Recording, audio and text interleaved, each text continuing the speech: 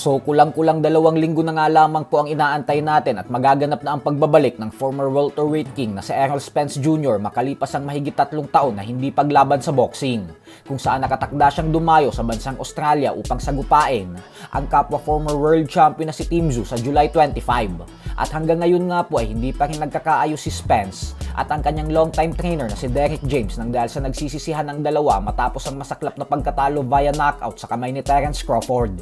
Ayon kay Spence ay naging basura daw ang training camp niya para sa laban na yun nang dahil sa kapabayaan at kakulangan ni Derrick James kumuha ng sparring partners. At dahil dyan ay may buwelta naman ang batikang trainer. Ayon kay James ay tatay daw dapat ni Spence ang sisihin niya dahil ito umano ang humarang sa kanila na magpatuloy sa sparring 2 linggo bago ang laban.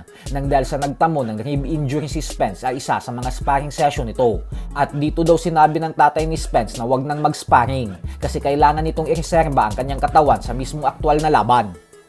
Samantala, bagamat nga po namamayagpag na ang Japanese monster na Oya Inoue bilang #1 pound for pound king ng boxing, ay binibida ng mga Hapon ang pagiging humble nito at walang kayabang-yabang sa katawan.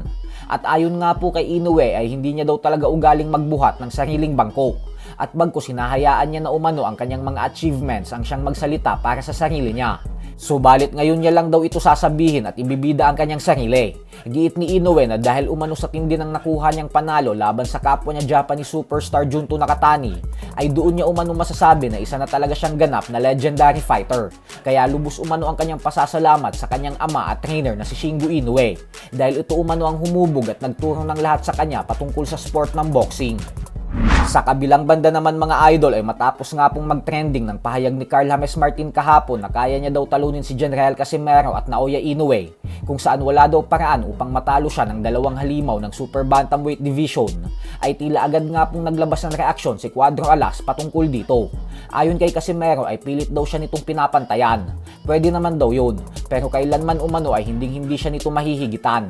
Bukod dyan ay hindi rin nakaligtas sa banat ni Casimero si Naoya Inoue matapos nitong tawaging duwag ang binansagang halimaw ng Japan. At na dahil umano siya na ngayon ang WBO #4 super bantamweight contender, kaya nakikiusap daw siya kay Inoue na sana ay palagan na siya nito. Nagbanta rin si Cuadro Alas na konti na lang umano at malapit niya nang maabutan ang pagong ng Japan.